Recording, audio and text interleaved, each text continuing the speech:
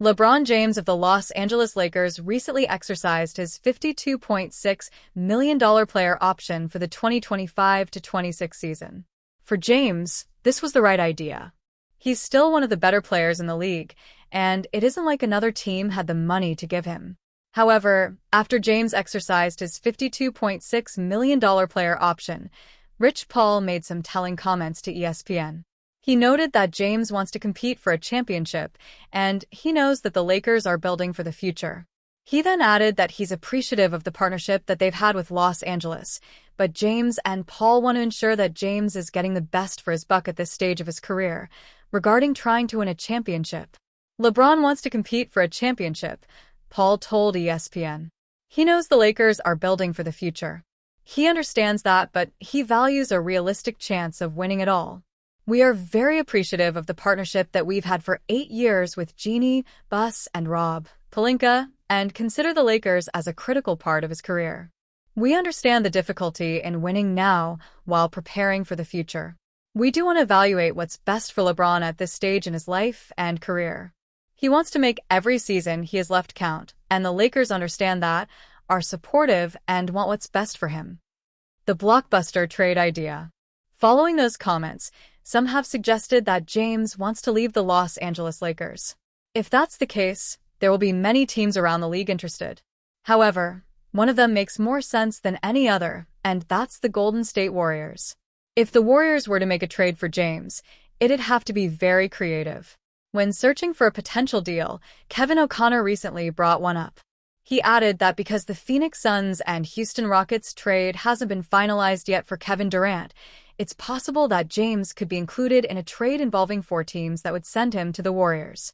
Obviously, this would be a massive deal, but it's still something interesting to consider. If you really want to get crazy, the KD to Houston deal is not done yet. You could add 3rd teams or 4th teams. Phoenix wanted Butler. So maybe you send LeBron and Bronny James to Golden State, Jimmy Butler to Phoenix, Kevin Durant to Houston, and then Jalen Green and Dillon Brooks to the Lakers, he said. Are the Warriors contenders with LeBron? James has been on record saying multiple times that all he wants to do is win a championship. He added that any season that he and the Los Angeles Lakers don't win at all is a disappointment. The Golden State Warriors aren't exactly in a position to win it all right now, but if they added James, it's possible that the older crew could get the job done again if everything breaks their way. Nonetheless, they have to hope that plenty goes right, and that includes just getting a deal done in the first place. Every season that I did not make it to the finals or did not win the championship has been a disappointment, James said. So, it'd be the same for me. It'd be the same off-season of disappointment and unfulfillment, having an opportunity to play longer and give yourself an opportunity to play for the Larry O'Brien Trophy. Nothing changes for me. With the Los Angeles Lakers still without a center and LeBron James issuing a veiled threat to seek a trade if they are not a championship contender, what if the soon-to-be 41-year-old star is their pathway to achieving both? Zach Lowe of The Ringer proposed a trade that will furnish the Lakers a starting center and a much younger, elite defensive wing than James. To me, the Knicks are the most interesting one because they could sell it as if it's OG Anunoby and Mitchell Robinson or some combination of Anunoby, Mikal Bridges, and Robinson, Lowe said on his podcast The Zach Lowe Show on Tuesday, July 1st. They could sell it as well, we get LeBron James and we're kind of actually sneakily cleaning up our books for 2 or 3 years down the line, assuming it's a short-term LeBron deal. If the Lakers can flip James, who is an expiring salary, into Anunoby or Bridges and Robinson, that will be considered a big win for Rob Pelinka. Anunoby, Bridges, and Robinson are all elite defenders who can cover up for Luka Doncic and Austin Reeves' defensive limitations. There's more than meets the eye. Initially, Lowe thought he'd seen this movie before, James leveraging his impending free agency to pressure his team to make win-now moves as he did in Cleveland and during his earlier years with the Lakers. But as he thought it over and over again, Lowe believes there's more than meets the eye. I think this is more than that because there's no player option on the other end of this, Lowe said. This is it. This is the end of the contract, and I don't know if it's because there was a disagreement over the potential longer-term contract. It obviously has not been signed by LeBron James if it's been offered by the Lakers. If it's a broader philosophical "This is not my team anymore, and I don't like how that feels." But this began to feel to me and to people around the league less like the classic LeBron leverage play, longer view window like, well, I'll decide in the summer, and veering into like, does he want to be on a different team like now? LeBron's ultimatum to Lakers. James put more pressure on the Lakers front office following Rich Paul's comments explaining his top client's decision to opt in instead of his customary opt-out and sign a new 1+1 deal.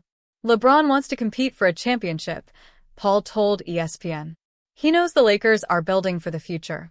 He understands that, but he values a realistic chance of winning it all. "We are very appreciative of the partnership that we've had for 8 years with Jeannie, Bus, and Rob Pelinka, and consider the Lakers as a critical part of his career." The Lakers made a seismic organizational pivot from James when they traded for Doncic, swapping Anthony Davis, James' closest friend on the team, and a fellow Clutch Sports client. Upon Doncic's arrival, the Lakers quickly catered to his demands, leading to the rescinded Mark Williams trade, which James' camp took notice. "We understand the difficulty in winning now while preparing for the future," Paul continued.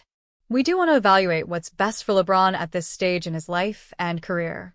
He wants to make every season he has left count, and the Lakers understand that, are supportive, and want what's best for him." The Lakers' first move in free agency is to sign an unproven 23-year-old wing Jake LaRavia after botching the Dorian Finney-Smith return talks. Perhaps the writing is on the wall. The Los Angeles Lakers have been searching for a center upgrade throughout the offseason. While they're reportedly considering veteran free agents like DeAndre Ayton and Al Horford, other options have also come into play. New names have emerged in the LA Lakers' pursuit of frontcourt depth, specifically Phoenix Suns big man Nick Richards and New Orleans Pelicans rookie Yves Missi, according to Brett Siegel of Clutch Points. The Lakers have held trade talks with both Phoenix and New Orleans, exploring potential deals for these players, per the same report. Richards, who was acquired by the Suns before the 2025 trade deadline in exchange for 3 second-round picks and Josh Okogie, has made an impact. In 36 games with Phoenix after being traded from Charlotte, the 27-year-old center averaged 9.5 points and 8.6 rebounds per game. Meanwhile, Missi was the 21st overall pick in the 2024 NBA draft. The 21-year-old earned a spot on the 2024-25 All-Rookie Second Team, averaging 9.1 points, 8.2 rebounds, and 1.3 blocks per game in his rookie season with the Pelicans.